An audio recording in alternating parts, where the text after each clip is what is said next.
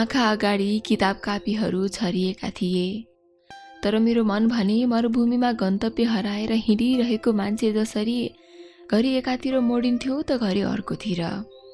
पुग्ने गन्तव्य कहाँ हो केही थिएन, तर पनि मन कुनै एउटा निचोड निकाल्ने लक्ष्यमा सङ्घर्ष गरिरहेको थियो। लक्ष्य थियो आत्मशान्ति, अर्थात् मनको खुसीको खोजी। हो, विगत 1 वर्षदेखि हराएको छ मनको खुसी। त्यही खुसीको गन्तव्य खोज्दा खोज्दै मरुभूमिमा बाटो थाहा नभएको एक यात्री भएको छु। होमवर्क गर्न भन्दै किताब कापी अगाडि बसेको पनि 1 घण्टाभन्दा बढी भइसकेको थियो। आँखाहरूले किताबलाई देखे पनि हात मान्दै मानिरहेको थिएन त्यसलाई खोलेर हेर्न। 1 घण्टादेखि प्रयास गर्दा पनि कुनै निचोडमा पुग्न नसकेपछि कुर्सीबाट उठ्छु अनि खाटमा गएर पल्टिन्छु। सिरानीको छेउमा फोन थियो। एउटा बुक पढ्न मन नलागे पनि 1 हप्तादेखि नखोलेको अर्को बुक खोल्न मन लाग्छ। अर्को बुक अर्थात् फेसबुक। फेसबुक नचलाएको पनि करिब 1 हप्ता नै भइसकेको थियो। कहिलेकाहीँ 1-2 दिन फेसबुक नचलाई बस्नु मेरो लागि सामान्य नै थियो। कुनै बेला कोही बोल्ने साथी नभएपछि किन चलाउनु र फेसबुक भन्ने जस्तो लाग्थ्यो। तर पनि यसरी 1 हप्ता नै नचलाएको यो पहिलो पटक थियो। 1 हप्ता यसरी फेसबुक नचलाई बस्नुको एउटा मुख्य कारण अन्तिम संवाद थियो जुन सारिकाको दाजुसँग भएको थियो। सारिका मेरो को हो भनौ? न त हाम्रो कुनै औपचारिक सम्बन्ध नै थियो, न त 1 वर्षदेखि कुनै कुराकानी भएको थियो। अझ भनौ देखभेटसम्म भएको थिएन। हाम्रो कुनै औपचारिक सम्बन्ध नभए पनि मेरो लागि ऊ खास थिए। उसको मनमा मेरो लागि कुनै प्रेम थिएन। अझ भनौ अरू कोही नै थियो त्यो मनभित्र, तर पनि ऊ मेरो लागि खास थिए। आज उसलाई प्रेम गर्न थालेको पुरै 2 वर्ष भइसकेको थियो। उसलाई देखेको दिनदेखि नै उसलाई मन पराउन थालेको थिएँ।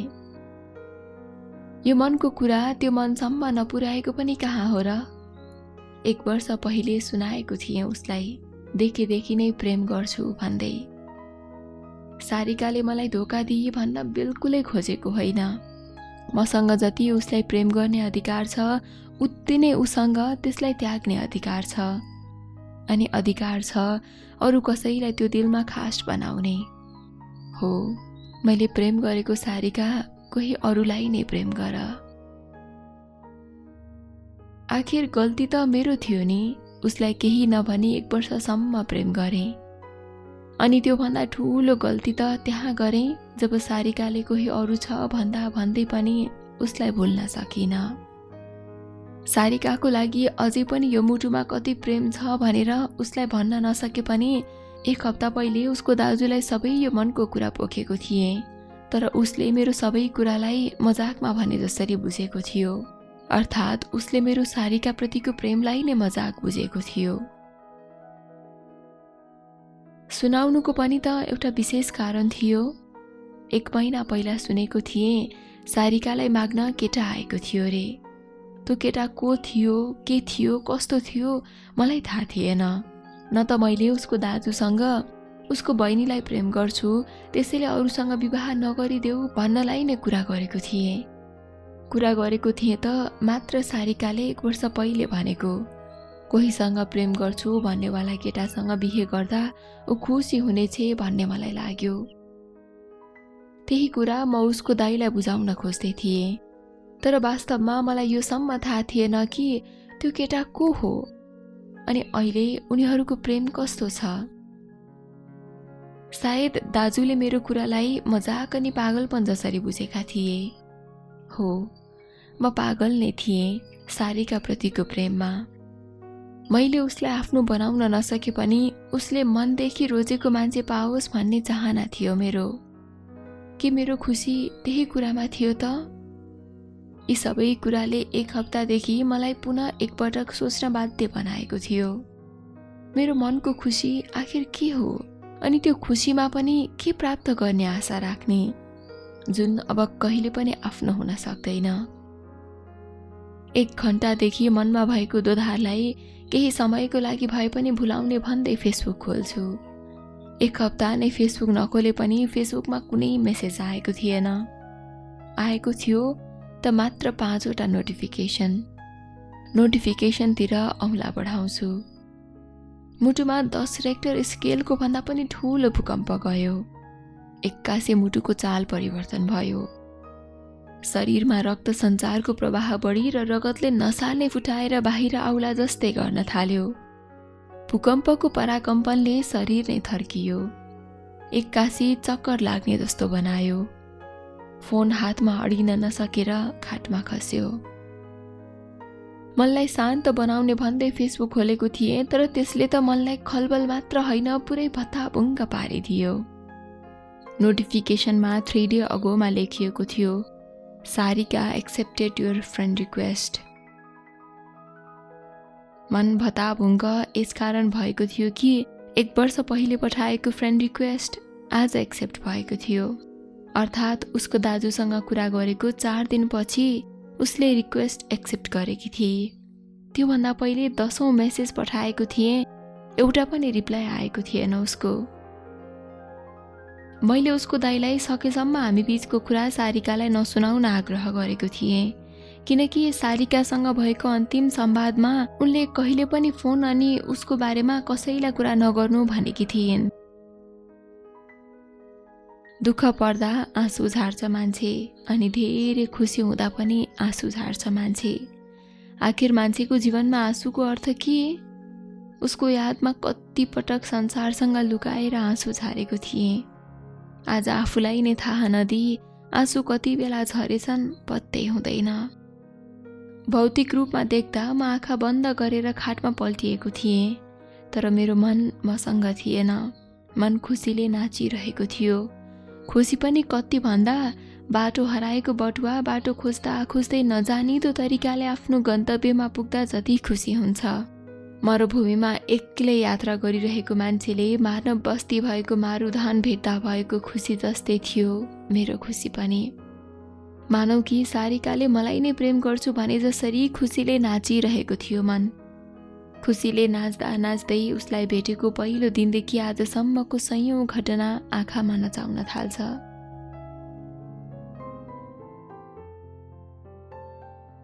नयाँ शैक्षिक सत्र सुरु भएसँगै कक्षा 9मा भर्ना हुने विद्यार्थीको लर्को लाग्थ्यो। हाम्रै स्कुलका विद्यार्थीले एउटा कक्षा भरिए पनि अझै 2वटा कक्षा प्राइभेट स्कुलबाट आउने विद्यार्थीले भरिन्थे। म लगायत मेरा साथीहरू भर्खरै 9बाट 10मा पुगेका थियौँ। केटाको जात नपर्यो। 9 कक्षामा आएका राम्रा केटीहरू जिस्काउने अनि सकेसम्म पठ्याउने कोसिसमा लागेका थिए सबै साथीहरू। केटाहरू हाम्रो पालीमा कोही राम्री आएनन्, अब 9का केटीहरूलाई जसरी भए पनि पट्याउनु पर्छ भनेर भन्थे। केटाहरूसँग हुँदा होमा हो मिलाए पनि म देखाउनको लागि प्रेम गर्ने विचारमा थिएन। प्रेम भित्री मनदेखि हुन्छ भन्ने मान्यता थियो मेरो। प्रेममा सम्झौता गर्नु छैन मलाई, अनि छैन कसलाई पाउन भनेर प्रेमको नाटक गर्न। प्रेम मनले गर्नु छ।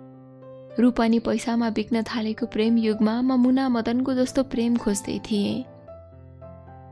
मलाई थाहा थिएन मैले त्यस्तो प्रेम पाउँछु या पाउँदिन, तर यो कुरामा म विश्वस्त थिएँ कि छिटो पक्कै मिल्ने छैन मैले खोजेको जस्तो प्रेम। स्कुल सुरु भएको पनि 1 हप्ता भइसकेको थियो। स्कुलको नियम भने कडा। समयमा स्कुलभित्र नआए एउटा पिरियड नसकिँदासम्म स्कुलभित्र छिर्न नै नपाइने। समय संजोग भनौँ या मलाई उनीसँग भेट हुन लेखेको थियो। त्यो दिन स्कुल पुग्न 5 मिनेट ढिला हुन्छ। पाली दाइलाई रिक्वेस्ट गर्छु, तर जति नै रिक्वेस्ट गर्दा पनि स्कुलभित्र छिर्न दिइएन। म निराश भएर मूल गेटको छेउमा राखिएको बेन्चमा बसिरहेको थिएँ। त्यही 10 मिनेट जति भएको थियो। एउटा केटी पाले दाइलाई भित्र जान रिक्वेस्ट गर्न थालेको दृश्य मेरो आँखामा पर्छ। मेन रोडमा गाडीहरूको आवत जावतलाई ध्यान दिन खोज्दा ऊ आएको देख्न असफल भएछन् यी आँखाहरू। पाले दाजुले उसलाई पनि भित्र जान मिल्दैन भन्दै केही समय बाहिरै बस्न भन्छन्। केटी पुनः एकपटक अन्तिम प्रयास स्वरूप भन्छे, दाजु, आज म पहिलो पटक हो यो स्कुलमा। बाटोमा आउँदा आउँदै स्कुल नदेखेर ढिला भयो। अबदेखि म समयमै आउँछु नि। भित्र जान दिनुहोस् न प्लिज। पाले दाइले भन्छन्, म बुझ्छु बहिनी, तर स्कुलको नियम नै यस्तै छ। अब पहिलो क्लास सकिएपछि जान मिल्छ। केही समय बाहिर नै बस। केटी अलि अलमल्ल परे जसरी दायाँ बायाँ हेर्न थाल्छे। त्यतिकैमा मेरा आँखा कतिखेर उसको आँखामा जोडिन पुगेछन्, मैले त पत्तै पाउन सकिनँ। उसले आँखा तरेपछि पो थाहा पाउँछु। म त केही समयदेखि उसलाई नै एकहोरो हेरिरहेको रहेछु। जति नै आँखा तरे पनि म बसेको बेन्च बाहेक छेउमा अन्य कुनै बस्ने ठाउँ थिएन। म आफू बसेको बेन्चको छेउमा सर्दै आँखाले नै उसलाई बेन्चमा बस्न आग्रह गर्छु। ऊ बेन्चको अर्को छेउमा बसे। हामी दुई बीच कसैले कुरा सुरु गर्न सकिरहेका थिएनौँ। कुराकानी पनि आखिर कसरी होस्, दुवैको लागि एकअर्का अन्जान थियौँ। न त ऊ केही बोल्ली जस्तो लाग्थ्यो, न त म केही नबोली बस्न नै सक्ने स्थितिमा थिएँ। आखिर पहिलो नजरमा नै ऊ खास लागेकी थिए। आजसम्म यसरी कोही केटीलाई देखेर टोलाएको म स्वयंलाई पनि थाहा थिएन। तर उसको रूपमा के जादु थियो। खै यसै टोलाउन पुगेको थिएँ केही मिनेट अगाडि। उसको त्यो सुन्दर आँखामा हल्का पोतिएको गाजलले मलाई तानेको थियो। लिपस्टिक नलगाए पनि राता देखिएका उसका ओठले मलाई उतिर आकर्षित गरेको थियो। घाँटीसम्म आउने गरी काटिएको उसको थाइकट कपालले मलाई टोलाउन बाध्य बनाएको थियो। अझै आकर्षित गरेको थियो त उसको सादापनको पहिरनले। रूपमा ऊ मेरो प्रिय साउथ इन्डियन नायिका साई पल्लवी भन्दा केही फरक थिइन्। अझ त्यसमाथि थाइकट कपालले मलाई उप्रति मोहित बनाएको थियो। यी कुरा सोच्दा सोच्दै म त पुनः उसको मुहारमा हेरेर टोलाउन पुगेछु। उसले असजिलो मानेको महसुस भयो। केटाको जात न पर्यो, राम्री केटी देख्नै नहुने। म पनि त केटा नै परे। सायद त्यही नियम ममा पनि लागू हुँदै थियो। अघि पाले दाइसँग कुरा गर्दा उसले आज पहिलो पटक आएको हो भन्ने कुरा सुनेको थिएँ। त्यसैले ऊ 9 कक्षामा नयाँ भर्ना भएर आएको भन्ने कुरा सजिलै बुझेको थिएँ। त्यही पनि बोलीको सुरुवात त गर्नै थियो। म केही हिम्मत गर्दै भन्छु, हाई, तिमी 9 कक्षामा नयाँ भर्ना भएर आएको हो? ऊ बाटोतिर हेरिरहेकी थिए। गाडीको आवाजले राम्रोसँग सुन्न सकिन सायद। त्यसैले उसले भन्छे, हजुर, केही भन्नुभएको थियो? हामी दुई बेन्चको दुई छेउ भएर बसेकाले कुरा राम्रोसँग नसुनिने भएर म बेन्चको बीचतिर सर्दै भन्छु, तिमी 9 कक्षामा नयाँ भर्ना भएर आएको हो?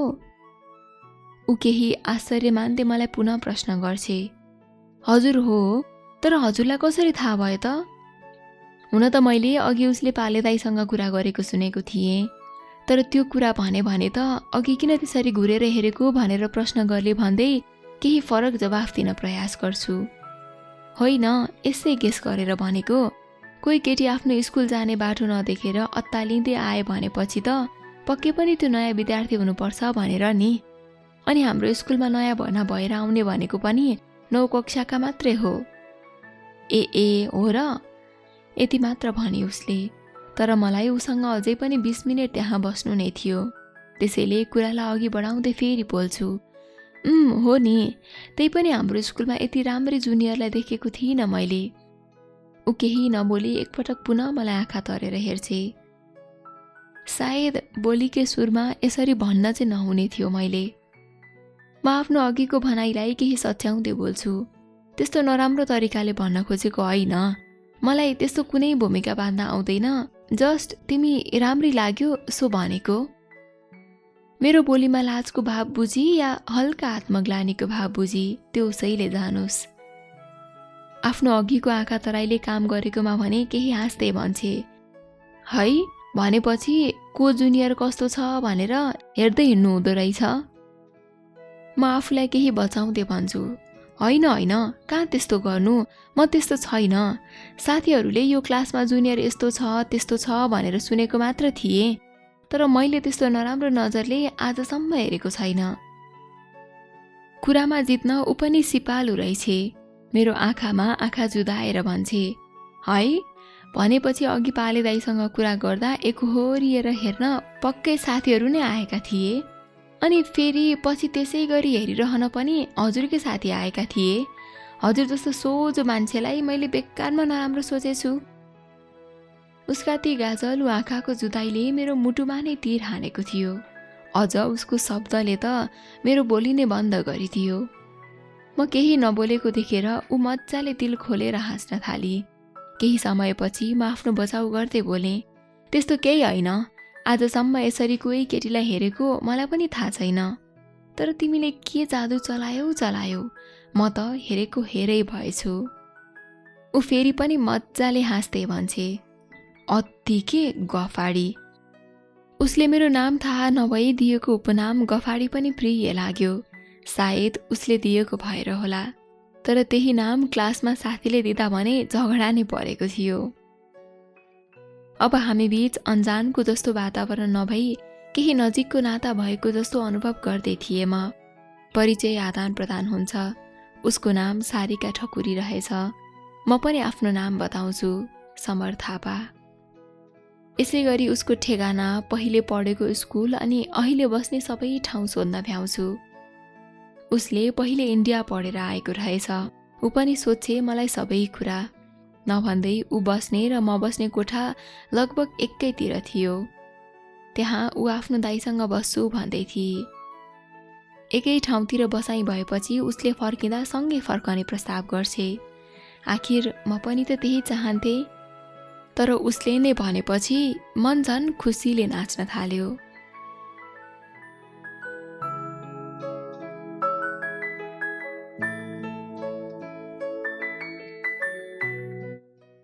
खुसी धेरै मिनेट टिक्न भने पाएन। स्कुलको बेल बज्यो। बेल बजेसँगै पाले दाइले छिट्टो क्लासमा जान भन्नुहुन्छ। सारिकाको क्लास सेक्सन सीमा रहेछ। ऊ पहिलो पटक स्कुल आएको हुँदा उसले आफ्नो क्लास देखेको पनि थिएन। मलाई उसको क्लास देखाइदिन भनेर भन्छे। मेरो र उसको क्लास ओल्लो पल्लो थियो। तर मन भने यसकारण खुसी भयो कि उसको क्लासमा गएर म आफैले सबैलाई उचिनाउँदै थिएँ। अर्थात् अब जुनियर केटाहरूले सिनियरसँग आएको देखेपछि उसलाई आँखा लगाउने पक्कै हिम्मत गर्ने थिएनन्। हामी दुई स्कुलको फिल्डबाट क्लास भएको भवनतिर जाँदै गरेको मेरो साथीले देख्दै थिए अनि मलाई जिस्काउँदै थिए। त्यो दृश्य मेरो आँखाले राम्रोसँग देखे पनि मैले त्यति वास्ता गरिरहेको थिएन। तर सारिकाले भने मुख खोलिहाले। ऊ भन्दै थिए, ऊ यिनै हुन् हजुरका साथीहरू? ऊ केही लजाएको जस्तै गर्दै थिए अनि व्यङ्ग्य गर्दै थिए मेरो अघिको हरकतलाई। म केटाहरूलाई आँखा तर्दै हेर्छु अनि नमस्ते गर्न भन्छु। जे भए पनि साथीहरू नै त थिए मेरा। साथीले प्रगति गरेको देखेर जल्दै थिए भनौँ या मलाई सहयोग गर्दै थिए। हामी भर्याङबाट उक्लिएर हाम्रो क्लास रहेको पहिलो तलामा पुग्दा केटाहरूले उसलाई नमस्ते गरेर स्वागत गरे। अब भने ऊ केही नबोली लाजले मेरो साथीहरूलाई हेर्न नै सकिन। म सिधै उसको क्लासमा जान्छु। सारिकालाई क्लासमा आएको देखेर हल्ला गर्न थालेका केटाहरू उसको पछाडि सिनियरलाई देखेपछि चुपचाप भए। त्यो क्लासमा मैले चिनेको एउटा बहिनी पनि थिइन्। उसैसँग बस्ने व्यवस्था मिलाएर म बाहिर निस्किन्छु। त्यहाँबाट त खुब शानसँग निस्किएको थिएँ। तर साथीहरूले के छोड्थे मलाई? त्यो केटी तेरो को हो के हो भनेर सोधेर हैरान बनाउन थाले। अन्त्यमा मलाई केही नभनी सुक्खै दिएनन्। हुन त सारिकालाई चिनेको 1 घण्टा पनि राम्रोसँग भएको थिएन। तैपनि साथी अनि यो स्कुलका अन्य केटाको आँखा लाग्नबाट त उसलाई बचाउनु नै थियो। हाम्रो केही सम्बन्ध नभए पनि साथीहरूलाई भन्छु, तिमीहरूको भाउजू हो, भाउजूलाई आँखा लाउने होइन है त्यहाँ। अनि अरूले हेर्यो भने पनि सिधै हान्दिने हो, बुझ्यौ नि? साथीहरूले हुन्छ त भने, तर त्यत्तिकैमा कहाँ छोड्थे र मलाई? आज क्यान्टिनमा खाजा खुवाउनु पर्ने भयो सबैजनालाई। 3वटा क्लास सकिएपछि हाफ टाइम भयो। बिहानको शर्त अनुसार केटाहरूलाई नास्ता खुवाउनु थियो। हाम्रो ग्याङले क्यान्टिनमा सुरुमै गएर टेबल कब्जा गर्यो। केटाहरू फ्रीमा खान पाएपछि के छोड्थे? सबै खाले नास्ता मगाए, जे त्यहाँ बनेको थियो। केही समयमा सारिका पनि बहिनीसँगै आउँछे। केटाहरू उसलाई देख्न साथ भाउजू आउनुभयो भन्दै मलाई जिस्काउन थाल्छन्। उसलाई भाउजू भनेको उसले सुनिछे सायद। मलाई आँखा तर्दै हेर्दै अर्कै टेबलमा गएर बस्छे। साथीहरूसँगै नास्ता खानातिर लाग्छु म। साथीले भाउजूले त खुब तँलाई हेरेको छिन् त भन्दै सुनाउँछन्। म ऊ बसेको टेबलमा आँखा लैजान्छु। ऊ त मलाई नै हेरेर बसेकी रहेछे। म आँखाले नै के भयो भनेर प्रश्न गर्छु। ऊ हाँस्छे मात्र। हामीलाई देख्ने कसैले पनि भन्दैन कि हामी बीच कुनै नाता छैन। अनि सायद कोही विश्वास त हुँदैन कि हामी आज मात्रै भेटेका थियौं भनेर। अरूको त कुरै छाडौं, म आफैसम्म विश्वास त थिएन। सबै कुरा एउटा मिठो सपना जस्तै लाग्दै थियो। घन्टी बज्छ। हामी दुवै आफआफ्नो क्लासतिर लाग्छौं अनि बाँकी रहेको क्लास पनि आफ्नै गतिमा चल्छ। सधैँ सरले पढाएको कुरा ध्यान दिएर सुन्ने म आज केही कुरा सुन्न सकेको थिइन। आँखामा सारिका मात्र नाचेकी थिए। आज मलाई त मात्रै स्कुल छुट्टी हुने प्रतीक्षा थियो। सारिकासँगै घरसम्म जानु जो थियो। 4 घण्टाको बसाइपछि स्कुल छुट्टी हुन्छ। मेरो लागि त्यो समय कुनै युद्ध नै जिते जस्तै भएको थियो। म सारिकालाई भेट्न पाइन्छ कि भन्दै हतार मेन गेटमा पुग्छु। सारिका त नभन्दै मलाई नै कुरेर बिहानको बेन्चमा नै बसेकी रहेछिन्। सारिका मलाई देखेपछि मतिर आउँछिन् अनि हामी हाम्रो घरतिर पाइला बढाउँछौं। सारिकाले दिउँसोको कुरा सुरु गर्दै भन्छे, के हो हजुरको साथी त सुरुमा नै भाउजू रे। ऊ केही रिसाए जसरी साथीहरूमाथिको रेस मतिर पोख्न थाल्छे। मसँग केही शब्द थिएन उसलाई भन्न। केही समय हामी बीच मौनता छाउँछ। म केही समय सोच्दै भन्छु, मैले बिहानै भनेको थिइनँ त साथीहरू त्यस्तै छन् भनेर। सारिकाले भन्छे, खुब आफैले भन्न लगाएको होला, अझै साथीलाई दोष। म पुनः जवाफविहीन भन्छु। बिहानदेखि बोल्न सुरु गरेको केटीलाई साथीले सिधै भाउजू भनिदिँदा अलिकति असहज परिस्थिति आउँदै थियो, जुन स्वाभाविक नै थियो। सारिका केही समयपछि आफै बिस्तारै हाँस्दै भन्छे, के हो हजुर साँच्चै केटा त हो नि। उसको त्यो निकटतालाई म कुनै हालतमा पनि बुझ्नै सक्दिन। आखिर कसरी उसले त्यति निकटता देखाएकी थिए म प्रति। तर पनि एउटा केटा भएर आफू डराएकोमा आत्मग्लानि हुन्छ। त्यसैले म भन्छु, किन अब म केटा भएको प्रमाण पनि दिनु पर्यो कि के हो तिमीलाई। अनि अर्को कुरा, साथीको गर्लफ्रेन्डलाई भाउजू नभनेर के भन्छन् त। मैले नै भन्न लगाएको थिएँ। सारिका केही लजाउँदै अनि मुस्कुराउँदै भन्छे, है अझै गर्लफ्रेन्ड नै पो भन्नुभयो। यस्तो डरपोक मान्छेले भन्न लगाए होला नि। गफाडी। ऊ मजाले हाँस्न थाल्छे। साथमा म पनि हाँस्न थाले, किनकि मेरो वास्तविकता उसले बुझेकी थिए। सारिकाको कोठा म बस्ने भन्दा 5 गल्ली माथि रहेछ। गल्ली अगाडिको चोकमा रोकिँदै उसले भन्छे, सोझो मान्छे, हजुर भोलि कति बजे आउनुहुन्छ? सँगै स्कुल जाम हुन्न र? एउटा केटालाई कोही केटीले आफै अफर गर्दा नमान्ने कुरै कहाँ हुन्छ र। आखिर म पनि त त्यही चाहन्थे। तर पनि उसले भनेको सोझो मान्छे शब्द केही नौलो अनि हाँसो लाग्दै थियो। खै कसरी उसले मलाई सोझो देखी। त्यही पनि केही हाँस्दै भन्छु, हस् हजुर हस्, सँगै जाउँला, 9:40 मा यहीँ आऊ न। ऊ मुस्कुराउँदै हस् भन्दै आफ्नो कोठातिर लाग्छे। म पनि आफ्नो कोठातिर जान्छु। नास्ता खाएर पढ्न के बसेको थिएँ, त्यत्तिकैमा फोनमा मेसेज आउँछ। मेसेज पक्कै पनि एन्सेलको होला भन्दै त्यति वास्ता गर्दिन, तर फेरि मेसेज आउँछ। केही अचम्म मान्दै फोन हेर्छु। अघिल्लो मेसेज एउटा अन्जान नम्बरबाट आएको थियो भने पछिल्लो मेसेज एन्सेलले नै गरेको रहेछ। एन्सेलको त सधैँको उही नै हो, डियर कस्टमर भन्दै आएको थियो। अचम्म त अर्को मेसेजको अगाडि पनि डियर नै लेखेर आएको रहेछ। मेसेज खोल्छु। डियर सोझो मान्छे, के गर्दै हुनुहुन्छ? लेखिएको थियो। म अन्यलमा फस्छु। आखिर कसको होला त्यो नम्बर भन्दै म हर प्रयास गर्दा पनि कुनै एउटा मान्छे सोच्न सकिनँ जसले मलाई त्यस्तो मेसेज गरोस्। अन्त्यमा कुनै केटा साथीले जिस्काएर गरेको होला भन्दै लेखिदिन्छु, हजुर तपाईँलाई त मैले चिनिनँ नि। मेसेज पठाए पनि मनले हुन सक्ने सम्भावित सबै मान्छेको कल्पना गर्यो, तर कोही पनि चिन्न सकेन। केही समयमा मेसेज पुनः आउँछ, मलाई तपाईँ नभन्नु ल, मलाई तिमी भन्दा हुन्छ। आम्मामा, एक त चिनेको छैन, त्यसमाथि उसले त यसरी आदेश दिँदै थियो कि मानौ ऊ मेरो कुनै खास मान्छे हो। मनमा खुल्दुली झन बढ्यो। आखिर को हुन सक्छ त? पुनः मेसेज गर्छु, पहिले भन त तिमी को हौ? उताबाट मेसेज आउँछ, किन नचिनी बोल्न मिल्दैन र? अब भने केही रिस उठ्न थाल्यो। एक त मेसेज पठाउने मान्छे को होसम्म मलाई थाहा थिएन, त्यसमाथि यसरी बोल्दै थियो कि ऊ मलाई नजानितो तरिकाले जिस्काउँदै थियो। केही रिसको भावमा भन्छु, तिमी को हो भन्ने कि नै? नचिनेको मान्छेसँग बोल्ने मेरो बानी छैन। मलाई भने रिस उठ्न थालिसकेको थियो। उताबाट जवाफ आउँछ, हिही हो है, सोझो मान्छेलाई पनि रिस उठ्छ। उसको हाँसोले मलाई झन रिस उठ्यो। म मेसेजको रिप्लाई नगरी झाडिदिन्छु। केही बेरमा उसैले पुनः मेसेज गर्छे, के हो सोझो मान्छे, बोल्न पनि आउँदैन कि क्या हो? म त झन आफूले 6 महिनादेखि मन पराएको मान्छेको फोन नम्बर मिल्यो भनेर खुसी भएको।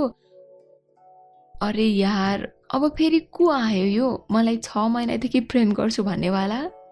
अब भने लगभग पक्का भएको थियो कि कुनै केटा साथीको काम हो। फेरि 6 महिनादेखि प्रेम गर्छु भन्दै थिए। मन दुखाइहाल्ने किसिमको शब्द लेख्न पनि मन लागेन। त्यसैले अन्तिम प्रयास स्वरूप लेख्छु, हजुर को हो भन्नु न, प्रेम शब्दलाई लिएर मजाक गरेको मलाई मन पर्दैन। उसले केही निराश भावमा लेख्छे, आफू भने 6 महिनादेखि केही नभनी प्रेम गर्ने, उहाँलाई भने भर्खर नै चाहिएको छ नाम। म यात्री हुँ भन्ने बुझ्नु न, 1 हप्तापछि भेट्छु अनि आफै चिन्नु म को हुँ भनेर। म उसको मेसेज हेर्छु मात्र, तर केही लेख्दिन।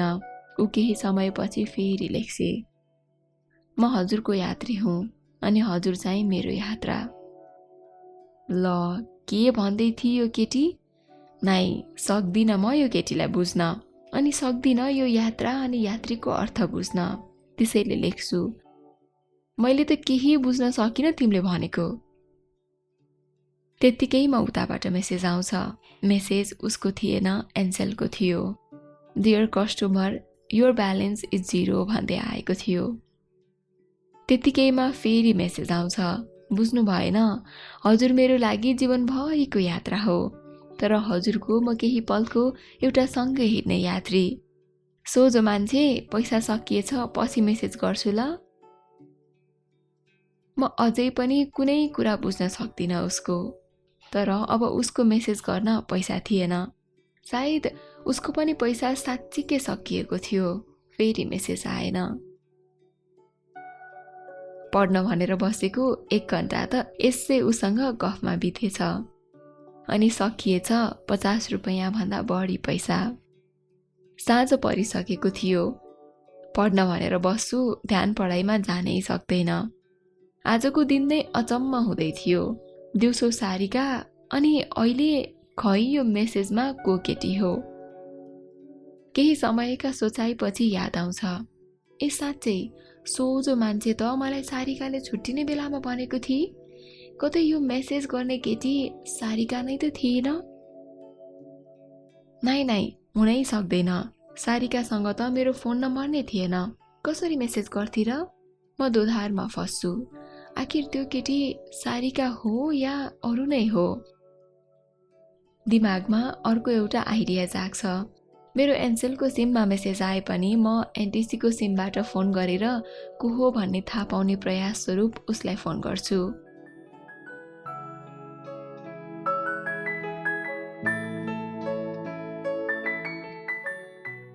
उसले फोन उठाउँदै भन्छे, हेलो।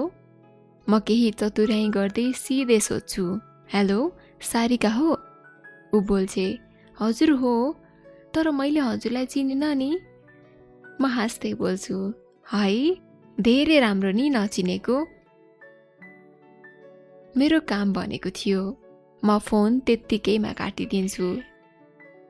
बिचरा उसले के सोच्यो होला, तर मलाई भने त्यस्तो गर्दा खुसी लाग्यो, किनकि उसले मलाई पनि त अन्जान भनेर मेसेज छाडेकी थिए। सारिकालाई हिजो स्कुल जाँदा पर्खेर बस्नु त भने, तर आज आफू स्वयं घरको कामले गर्दा स्कुल जान पाउँदिन।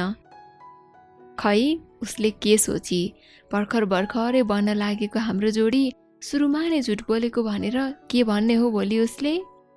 मैले चाहेर गरेको पनि त थिएन नि। साँझ पख हिजो मेसेज आएको सिमबाट मेसेज आउँछ, हजुरलाई त सोझो मान्छे भनेको थिएँ, हजुर त निष्ठुरी पो हुनुहुँदो रहेछ। सारिकाले बिहान स्कुल जाँदा कुरेर बस्नुको पीडा पोखियो होला। मेसेज रिप्लाई गर्न फोनमा पैसा थिएन। धन्न एन्सेलले 20 रुपैयाँ लोन दिने। म लोन लिएर उसको मेसेजको रिप्लाई दिन्छु, है कसरी निष्ठुरी भए नि म हुँ। अनि आज किन स्कुल नआएको त? उताबाट मेसेज आउँछ। मलाई थाहा थियो मेसेज गर्ने मान्छे सारिका हो भन्ने, त्यही भए पनि सोध्छु, ए है कहिलेकाहीँ नजान पनि पाइयो नि होइन र? त्यही पनि तिमी मैले पढ्ने स्कुलमा पक्कै होइन होला पढ्ने? उताबाट फेरि जवाफ आउँछ, खुब निष्ठुरीलाई के फरक पर्छ र? त्यही पनि एउटै स्कुल हो भने पनि के गर्नुहुन्छ? म उसको जवाफ देखेर हाँस्छु अनि रिप्लाई गर्छु, आखिर तिमी को हो के भन न मान्छे। उसले भन्छे, खुब 1 हप्ता पनि कुर्न सक्नुहुन्न, म हजुरको केही समयको यात्री। म उसको कुरा केही नबुझेको भावमा भन्छु, ह्या के हो के यो यात्री, म केही बुझ्दिन, बरु कल गरेर भन न। ऊ हाँस्दै भन्छे, है कल गरेर भोइस चिन्नलाई कति बाठो के, 1 हप्ता पर्खिनु अनि भेट्ने हस्। मलाई पनि हाँसो लाग्छ। बिचरा सारिका अन्जान छ कि म उसलाई पहिले नै चिन्छु भन्ने कुरामा, त्यही पनि मेसेजको रिप्लाई दिन्न। ऊ आफै मेसेज लेख्छे, सोझो मान्छे रिसाको हो हजुर। मलाई पनि केही जिद्दी त भन्नु थियो, त्यसैले भन्छु, ल बाई मेसेज पनि भेटेपछि गरौँला। ऊ चिन्ताको भावमा लेख्छे, नाइ के मेसेज त सधैँ गर्ने के सोझो मान्छे, ल बरु पर्सि भेटौँला। मेसेज गरिरहन पनि पैसा थिएन, त्यसैले लेख्छु, हस् बाबा हस्, तर अहिले पैसा छैन के, लोन लिएर मेसेज गरेको छु, पछि बोल्ने ल। उताबाट जवाफ आउँछ, है बिचरा म दादालाई भनौँ पैसा राखिदिन। होइन यो केटी कति नजिक बन्दै थिए मसँग, हाम्रो केही सम्बन्ध नभए पनि ऊ सिधै एउटा अन्जान केटालाई पैसा राख्दिन दादालाई भनौँ भन्दै थिए। अब भने मलाई सारिका माथि नै प्रश्न जाग्न थाल्यो, आखिर कसरी यति नजिक बन्दै थियो मेरो? आफैलाई गाह्रो लाग्यो, त्यसैले भन्छु, नाइ पर्दैन, अहिले बिजी छु के, पछि बोल्छु ल। म संवाद टुङ्ग्याउन खोज्छु, नभन्दै एन्सेलले लोन पनि सकिएको मेसेज पठाउँछ। त्यत्तिकैमा उसले लेख्छे, हस् मेरो सोझो मान्छे, आफ्नो ख्याल गर्नु ल। हस् तिमी पनि भन्न त मन थियो, तर के गर्ने, एन्सेलले अब भने साथ दिएन। खै उसले के सोची कुन्ने। अर्को दिन 9:30मा नै अस्ति कुर्न भनेको ठाउँमा जान्छु, ताकि उसलाई हिजो कुराएर राखेकोमा सरी त भन्नु थियो, तर म छिटो गएको भनेको त ऊ त पहिला नै आएर कुरेर बसिरहेकी रहेछे। म अचम्मित हुँदै सोध्छु, तिमी किन यति छिट्टो आएको त? उसले भन्छे, किन म आउन नहुने हो र? होइन त्यही पनि हिजोको कुरामा सरी भनौँला भन्दै छिटो आएर आज तिमीलाई कुर्छु भनेको त तिमीले त्यो मौका पनि दिएनौ है। मेरो कुरामा हाँस्दै बोल्छे ऊ, खुब मलाई सताउन त खुब आउँछ नि है, किन नआएको नि हिजो, मान्छे कति कुरेर बसेको, अब हजुरलाई त के को मतलब, जानु भयो होला नि अर्को कुनैलाई भेट्न। हिजो कुर्नु पर्दाको रिस व्यक्त गर्छे उसले। म उसलाई फकाउन खोज्दा सारिका भन्छु भनेको त झुक्किएर यात्री भन्न पुगेछु। उसले आत्तिएको भावमा हजुर मात्र भन्छे। अब हामी दुवैको पाइला रोकिन्छन्। झुकिएर बोलेको यात्री शब्दले काम गर्यो। पुलिसको अगाडि उभिएको चोरको हालत जस्तो भएको थियो उसको हालत। ऊ अँध्यारो भएर शिर झुकाएर उभिन्छे। मलाई थाहा थियो सारिका आफूले मलाई झुकाएकोमा पश्चाताप व्यक्त गर्दै थिए। उसको मुहारमा पनि त्यही झल्किँदै थियो। तर मलाई सबै कुरा आज नै खोल्नु थिएन। उसको मुहारमा चिन्ता देख्न पनि मन थिएन। त्यसैले आफ्नो भनाइलाई सचिएर भन्छु, यात्रीलाई भेट्न गएको थिएँ हिजो। निराश भएर उभिएकी ऊ अब अचम्ममा पर्छे। यात्री रे? को यात्री नि? उसले सोचे। म भन्छु, छे एउटी केटी खुब माया गर्छु भन्दै थिए, त्यो को हो भनेर थाहा पाउन एनसेल अफिस गएको थिएँ। ऊ अझ अचम्म पर्दै सोचे, थाहा पाउनु भयो त उसको बारेमा? नाइ, गार्डलाई भनेको उसले त भित्रै छिर्न दिएन। ऊ मजासँग हाँस्छे। उसको हाँसो मेरो पागलपन प्रति थियो या गार्डले भित्र पस्न नदिएकोमा थियो या फेरि आफू किन नपक्रिएकोमा थियो त्यो त उसैले जानोस्। केही समयपछि उसको हाँसो थामिएपछि उसले भन्छे, सोझो मान्छे, हजुरले जसलाई प्रेम गरे पनि गर्नु, तर म हजुरलाई नै प्रेम गर्छु है। मलाई त्यो बाट कहिले नरोक्नु है। के? प्रेम गर्छु रे? के हो 2 दिनमै? होइन, के देख्यो हो ममा? म अचम्मित हुँदै सोध्छु। ऊ मुस्कुराउँदै भन्छे, प्रेम गर्छु, अहिले मात्र होइन, उहिले देखियो। कहिलेदेखि चाहिँ पछि भन्छु ल, किस्ता किस्तामा। उसका शब्दहरू केही भारीला लाग्थ्यो। आखिर के चाहन्छे ऊ? तर ऊ आफै मलाई प्रेम गर्छु भन्दा खुसीको सीमा थिएन। अनि उसको त्यो अन्तिम वाक्य किस्ता किस्तामा शब्दले हामी दुवैजना मजाले हाँस्यौं।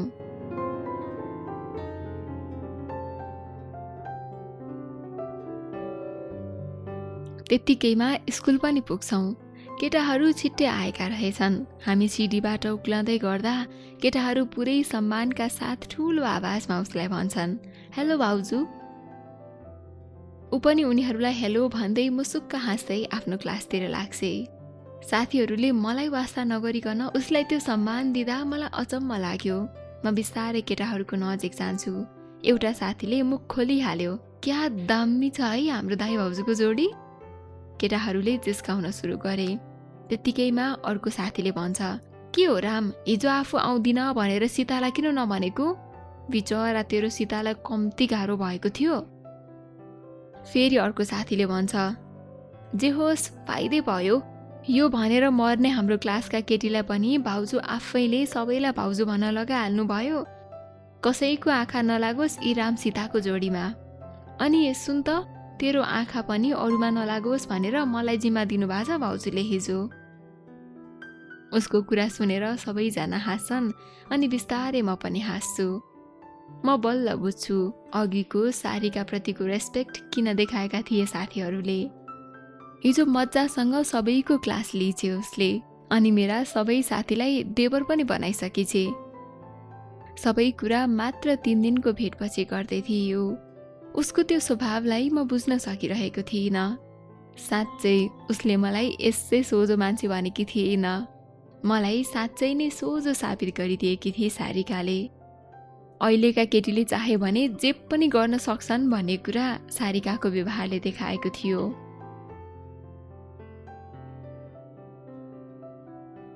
कक्षाहरू सधैँको जस्तै बित्दै जान्छन्। 1 बजेपछि हाफ टाइम हुन्छ। सधैँ क्यान्टिनमा पहिले टेबल रोक्न पर्ने मेरा साथीहरू आज क्यान्टिनमा जाने तर्खर नै गर्दैनन्। कक्षा कोठा बाहिर आएर कुरिरहे जसरी घरि 9 कक्षातिर उनीहरूको ध्यान हुन्थ्यो त घरि मलाई जिस्काउनको लागि परेका हुन्थे। हाफ टाइम सकिन लाग्दा सारिका बल्ल कक्षा कोठाबाट निक्लिएर क्यान्टिनतिर लाग्छे। सारिकालाई क्यान्टिनतिर जाँदै गरेको देखेपछि केटाहरू पनि क्यान्टिनतिर हिँड्छन्।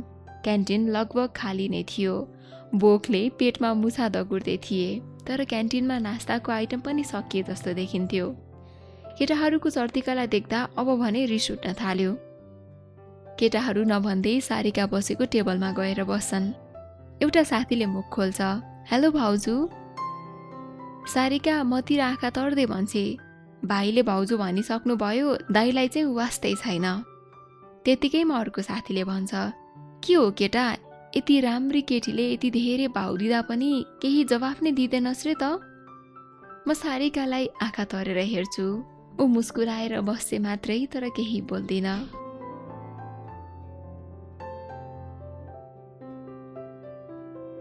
त्यत्तिकैमा पछाडिबाट क्यान्टिनवाला दिदीले नास्ता ल्याउँदै गर्दा भन्नुहुन्छ, के हो समर भाइ, कति साह्रो सोझो के हजुर त। बिचरा बहिनीले 6 महिनादेखि पछि लाग्दा पनि मतलब नै गर्नु भएन रे त। बहिनीले हिजो साह्रै दुःख व्यक्त गरिन्, त्यसैले आज फाइनल कुरा गर्ने भनेर यो सब गरेको। म त ट्वाँ पर्छु। सारिकाले हिजो म नआएको मौका छोपेर सबैलाई आफ्नो बनाउन भ्याइसकेकी रहेछे। त्यही भएर पो केटाहरू आज यसरी लास्टमा क्यान्टिन छिरेका रहेछन्। प्लेटमा ल्याएको समोसा सबैलाई बाँड्दै गर्दा बेल बजिसक्छ। साथीहरूलाई त्यो बेलको कुनै पनि पर्वाह थिएन। उनीहरू मस्तसँग नास्ता खान थाल्छन्। त्यसैले म भन्छु, के हो आज क्लास जाने विचार छैन र? साथीले भन्छ, ह्या कति पढ्नुपर्छ हो तँलाई, आज बङ्क। बङ्क रे? म अचम्मित हुँदै भन्छु। अर्को साथीले भन्छ, चिन्ता नगर पढन्दास, सराउनु भएको छैन के? साथीको कुरा सुनेर म सारिकातिर हेर्दै भन्छु, अनि सारिका तिमीलाई जानु पर्दैन? ऊ पनि हाँस्दै भन्छे, म त बङ्क हान्ने आज, अघि नै सरलाई भनेर आएको, सन्चो छैन, 1 पिरियड क्यान्टिनमा रेस्ट गर्छु भनेर। उसको कुरा सुनेर म आत्तिँदै भन्छु, सन्चो छैन रे? के भयो? केही भयो जस्तो त लाग्दैन त? ऊ फेरि मेरो कुरामा चिडिँदै भन्छे, है मेरो मनको व्यथा के बुझ्नुहुन्थ्यो हजुर जस्तो स्वार्थीले। होइन के भन्छे यो केटी, म स्वार्थी रे? यात्री माया गर्छु म पनि तिमीलाई, तर म यो बुझ्दिनँ कसरी म तिम्रो यात्रा अनि तिमी मेरो यात्री। केही बुझ्न सकिरहेको छैन मैले तिम्रो व्यवहार। सारिका अचम्म परेको भावले मेरो आँखामा विभिन्न प्रश्न चिन्हले हेर्छे। तर साथीहरू भने मैले पनि उसलाई प्रेम गर्छु भन्दा ठुलो आवाजमा हर्षको हाँसो हाँस्न थाल्छन्। तर म अनि सारिका मौन थियौँ। उसको आँखामा ऊ यात्री भनेर मेसेज गरेको उसलाई कसरी चिन्छु भन्ने प्रश्न खडा थियो, अनि मसँग यो यात्रा अनि यात्री भनेको के हो भन्नेवाला प्रश्न थियो।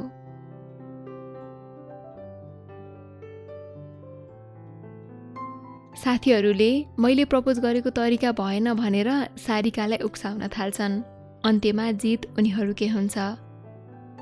अब मैले फिल्मी स्टाइलमा अर्थात् हातमा फुल लिएर घुँडा टेकेर उसलाई प्रपोज गर्नुपर्ने भयो। हुन त भन्ने बित्तिकै फुल कहाँबाट ल्याउन सक्थे र मैले? तर केटाहरूले त्यसको पनि उपाय सोचिसकेका रहेछन्। स्कुलको गार्डनमा रातो अनि पहेँलो गुलाबको फुल फुलेको थियो, त्यही चोएर ल्याउने। अनि समय संजोग भनौँ न, रातो गुलाबको फुल एउटा मात्र रहेछ। फुल टिपेर ल्याउने जिम्मा क्यान्टिनको दिदीको भयो। उहाँ बिस्तारै गार्डनमा पसेर फुल टिप्न थाल्नुहुन्छ। तर हामीले सोचेभन्दा फरक भयो भनौँ, या समयले केही सङ्केत गर्दै थियो। रातो गुलाबको फुल टिप्दा त्यसको पत्रहरू भुइँमा खस्छ। मन चिसो अनि खिन्न भयो। तर दिदीले पहेँलो गुलाब भए पनि टिपेर ल्याउनु भयो। गुलाबको रङले सम्बन्ध छुट्याउने होइन, सम्बन्ध त मनले निभाउने कुरा हो। तिमीहरूको सम्बन्ध सधैँ यस्तै राम्रो सीताको जस्तै बनोस्। दिदीले यसो भन्दै पहेँलो कलरको गुलाबको फुल मलाई दिनुभयो। पहेँलो रङको गुलाब भएपछि मनमा केही नरमाइलो मान्दै, तर साथीहरूले भनेको जसरी नै सारिकालाई प्रपोज गर्छु। यात्री, आई लभ यु। म तिम्रो जीवनभरिको यात्रा भन्न तयार छु। के तिमी तयार छौ मेरो जीवनको यात्रा बन्न?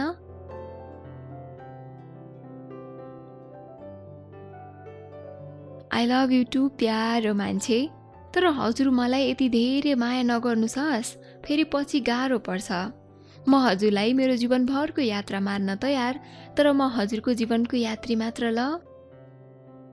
यात्रीका शब्दहरू भावुक थिए, तर म उसको त्यो भावुक जवाफमा प्रश्न गर्न सक्दैनथेँ, किनकि मेरी यात्रीको आँखा भिजिसकेका थिए ती सबै कुरा भन्दा भन्दै। यात्रीले मैले दिएको फूल समात्दै मेरो हात समातेर मलाई आफूतिर तान्छे। दुई शरीरको बीचमा हावा पनि छिर्न नसक्ने गरी उसले जोडले मलाई अँगालो हाल्छे। केही समय मौनता छाउँछ।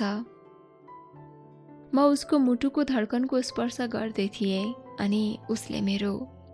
तर केही समयको मौनतालाई तोड्दै मेरो एउटा साथीले भन्छ, के हो भाउजू, देवरको अगाडि त आफूलाई सम्हाल्नु, जाने बेला गर्नु नि, जे गरे पनि हुन्छ, हजुरकै त भयो नि अब यो। उसको कुराले सबैजना हाँस्न थाल्छन् अनि हाँस्न थाल्छौँ हामी पनि। आजको क्यान्टिनको नास्ता हाम्रो नयाँ जोडीको नाममा दिदीको तर्फबाट दिएको उपहार भयो। साथीहरू सबै मिलेर हाम्रो नयाँ जोडीलाई जिस्काउँदै थिए भने यात्रीले सकेसम्म मेरो बचाउ गर्दै थिए। त्यत्तिकैमा बेल बज्छ। अब भने हामीलाई क्लासतिर जान्नै पर्थ्यो। हामी आफ्नो क्लासतिर लाग्छौँ। फिल्म निर्माता अनि लेखकले देखाउने प्रेम कहानी त ऐनामा अनुहार हेर्नु जस्तै हो। देखाएको रूप मात्र राम्रो हो, रूपभित्रको सुख दुःख देखाउनै सक्दैनन्। वास्तविक प्रेममा कति कुरा हुन्छ, त्यो न त फिल्ममा निर्माताले 2 घण्टामा देखाउन सक्छ, न त सक्छन् लेखकले नै आफ्नो डायरीका पानामा लेखेर। यस्तै सोच राख्ने मान्छे थिए म। तर विगत 3 दिनलाई फर्केर हेर्ने हो भने कुनै लेखकले लेखेको एक प्रेम कहानी भन्दा केही फरक भएको थिएन मेरो जीवन पनि। म गहिरो निन्द्रामा छु अनि कुनै मिठो सपना देखे जस्तै लाग्दै थियो 3 दिनदेखि। प्रेम नपाउँदा पनि पागल बन्छ मान्छे अनि पाएपछि पनि पागलपनमा पुग्छ मान्छे। आखिर प्रेमको नशा नै यस्तै छ। सरले पढाएको कुरा ध्यान दिएर सुन्न समेत सकिरहेको थिइनँ म आज। आफ्नो मन पढाइमा लगाउनै सकिरहेको थिइन। मन अनि मस्तिष्क दुवै कब्जा गरेको थियो यात्रीको प्रेमले। समयले थाहा नदिई सुटुक्क 4 बजाउन पुग्छ। सायद 4 बजेको देखेर यो संसारमा सबैभन्दा बढी खुसी हुने म थिएँ होला। अरू पनि थिए होला खुसी, तर मेरो खुसी यति धेरै थियो कि जुन खुसी स्कुल लाइफमा पहिलो पटक अनुभव गर्दै थिएँ। म हतार हतार गेटमा पुग्छु। यात्री मेरो नै बाटो हेरेर बसिरहेकी रहेछे। हामी दुवैका पाइला घरतिर अघि बढ्छन्। हामी दुवैसँग बोल्नको लागि धेरै कुराहरू थिए, तर खै के कुराले रोकेको थियो, हामी दुवै चुपचाप थियौँ। दुवैको मनमा एकअर्काको लागि धेरै प्रेम थियो, तर सकिरहेका थिएनौँ एकअर्काको आँखामा आँखा जुधाएर हेर्न। त्यही त थियो होला नि पहिलो प्रेम। अनि यसैमा त थियो हजारौं शब्द बोलेर भन्दा केही नबोलिदिने खुसी। लगभग आधा बाटो कटिसकेको थियो। हामी बीचको मौनतालाई तोड्दै उसले भन्छे, के हो के सोझो मान्छे, हजुरलाई बोल्न पनि आउँदैन मेरो अगाडि, साथीको अगाडि त खुब सान देखाउनुहुन्छ त। म हाँस्दै जवाफ दिन्छु, है, अनि तिमीले बोल्न सुरु गरे पनि त हुन्छ नि यात्री, तिमीलाई त खुब आउँछ बोल्न पनि। ऊ चाहिँ के कम, ऊ पनि जवाफ दिन्छे, साँच्ची हजुरले कसरी चिन्नुभयो म नै यात्री हुँ भन्ने। म पनि सान देखाउँदै भन्छु, ट्यालेन्ट मान्छेले जसरी पनि चिन्छन् नि। ऊ मलाई घुर्की लाउँदै भन्छे, खुब भन्नु छिटो। म भन्छु, नेपालमा नमस्तेको पनि सिम पाइन्छ भन्ने थाहा छैन। ऊ हाँस्दै भन्छे, ए है, कति बाठो मान्छे के, भनेपछि त्यो दिन फोन गर्ने हजुर नै हुनुहुन्थ्यो। म हाँस्छु मात्र, केही बोल्दिन, अनि मेरो हाँसोमा साथ उसले पनि दिन्छे। साँच्ची यात्री, तिमीले मलाई कसरी 6 महिनादेखि प्रेम गर्छु भनेको, मैले त तिमीलाई कहिले देखेको थिइनँ त पहिले। मैले 81 गरेको यो प्रश्नमा ऊ हाँस्दै जवाफ दिन्छे, 6 महिना पहिला नै देखेको थिएँ हजुरलाई मेरो दादासँग। हजुरहरू मिलेर एउटा बालविवाह रोकेको होइन 6 महिना पहिले। अनि त्यसको 3 दिनपछि हजुरहरू सबै मिलेर मेरो नाममा वृक्षारोपण गर्नुभएको थियो त, म त्यही थिएँ। हजुरले कति मेहनत गर्नुभएको थियो, त्यही देखेर हजुरसँग प्रेम गर्न थालेको। मलाई बल्ल याद आउँछ, अस्ति नै हाम्रो युवा सङ्घको अध्यक्षले आफ्नो बहिनीको नाममा वृक्षारोपण कार्यक्रम राखेका थिए। अर्थात् सारिका हाम्रो युवा सङ्घको अध्यक्षको बहिनी थिए। मनमा खुसी भयो किनकि सारिकाले सबै कुरा उसको दाइको अगाडि गरेकाले हाम्रो नातालाई पछि कुनै समस्या हुने थिएन उसको तर्फबाट। उनको कुरा सुनेर म उनलाई भन्छु, अनि त्यही बेला बोलेको भए हुन्थ्यो नि, हाम्रो प्रेम सम्बन्ध 6 महिना पहिले नै बन्थ्यो। ऊ हाँस्दै भन्छे, खुब गफाडी, ऊ बेला एकपटक हेर्ने त होइन मतिर। साँच्चै सोझो मान्छे, एउटा कुरा माग्छु दिनुहुन्छ? म भन्छु, के छ र मसँग त्यस्तो तिमीलाई दिन लायक? त्यही पनि भन न, सके दिउँला। उसले भन्छे, छ नि, पहिला प्रमिस गर्नुहोस् अनि बल्ल भन्छु। म भन्छु, हस् बाबा हस्, ल प्रमिस। अब भन त के कुरा? उसले भन्छे, सोझो मान्छे, मेरो कारण हजुरको जीवनमा केही असर हुनु हुँदैन है? म अचम्ममा पर्छु उसको कुरा सुनेर अनि सोध्छु, असर हुनु हुँदैन भन्नाले? हजुरको पढाइ अनि लक्ष्यको प्राप्तिमा। त्यसैले हजुरलाई म मात्र माया गर्छु, असीमित, जति चाहिन्छ त्यति। तर हजुर मलाई त्यति धेरै कहिले पनि नगर्नु है, पछि गाह्रो पर्छ। जिन्दगीमा पछि के हुन्छ कसले पो देखेको छ र? म त उसको कुरा केही पनि बुझ्न सक्दिनँ। ऊ मलाई प्रेम गर्छे त्यो कुरामा कुनै शङ्का थिएन। तर केही धेरै कुरा छन् जस्तो लाग्थ्यो उसको मनभित्र, जसले उसलाई पीडा दिन्थ्यो। मन ती सबै कुरा आज नै सोध्न चाहन्थ्यो, तर मस्तिष्कलाई भने समय बित्दै जाँदा बिस्तारै थाहा पाउनु ठिक लाग्छ। त्यसैले धेरै कुरा नसोधी भन्छु, किन नि त्यस्तो? ऊ हल्का मुस्कुराउँदै भन्छे, किनकि हजुरको एसई आउँदैछ नि, त्यसैले मतिर भन्दा बढी ध्यान पढाइतिर दिनुहोला। प्रेम त म गरिहाल्छु नि, लु प्रमिस गर्नुहोस् त। उसको कुरा पनि एक किसिमले ठिकै थिए। मलाई आफ्नो पढाइतिर पनि ध्यान दिनु थियो, त्यसैले उसको कुरामा प्रमिस गर्छु। कुरा गर्दा गर्दै छुट्टिने ठाउँ पनि आइपुग्छ। यात्री लभ यु भन्दै आफ्नो कोठातिर जान थाल्छे। म पनि उसलाई लभ यु टु भनेर भन्छु, तर उसले मेरो मुख छोप्दै भन्छे, हजुरले लभको कुरा नगर्ने भनेको होइन? हामी कहाँ छौँ उसलाई केही पनि मतलब थिएन। वरिपरि बाटोभरिका मान्छे हेर्दै थिए हामीलाई। त्यही पनि उसले गरेको त्यो व्यवहारले हामी दुवैजना हाँस्छौँ अनि त्यहाँबाट छुट्टिएर आफ्नो कोठातिर लाग्छौँ। दिनहरू यसरी नै बित्दै जान्छन्। स्कुलमा हाम्रो जोडी राम्रो सीताको जस्तै प्रख्यात बन्दै जान्छ। स्कुल आउँदा जाँदा सँगै आउने जाने गर्ने, अनि बेला बेलामा मौका मिलेसम्म स्कुल बाहिर पनि भेट हुन थालेको थियो। उसले मलाई खुब प्रेम गर्छे, या भनौँ धेरै दर्शाउँछे। तर मैले प्रेमको कुरा गर्दा मलाई गाली गर्छे। यसै गरी बित्दै थियो हाम्रो सम्बन्ध। अरूको भन्दा भिन्न अनि प्यारो बन्दै थियो। यात्री कुनै कसुर छोड्दैनथे प्रेम देखाउनमा।